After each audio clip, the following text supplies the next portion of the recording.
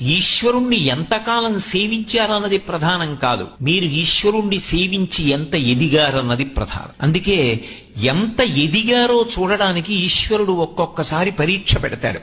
ఆ పరీక్ష యందు నిలబడగలిగాడు అనుకోండి, వాడు ఆర్ద్రమవుతున్నాడు, మెత్తపడుతున్నాడని గుర్తు. భక్తి భక్తుణ్ణి ఏం చేస్తుందంటే భగవంతుని యందు ఐక్యమైపోయేటట్టుగా చేస్తుంది. అది జ్ఞానము ద్వారా చేస్తుంది. జ్ఞానాద్దేవత కైవల్యం. ఆ జ్ఞానము కలిగిన నాడు భగవంతుని యొక్క అనుగ్రహము చేత భగవత్ సంబంధమైన జ్ఞానము కలుగుతుంది. అది పుస్తకాలు చదివితే వచ్చేది కాదు. ఉపాసనయందు నిలబడగా నిలబడగా నిలబడగా ఈశ్వరుణ్ణి సేవించగా సేవించగా సేవించగా ఆయన అనుగ్రహం కలుగుతుంది. కలిగిన నాడు జీవుడు బ్రహ్మము రెండు కాదు ఒక్కటే అన్న జ్ఞానం కలుగుతుంది. అదే మోక్షము అని పిలుస్తారు.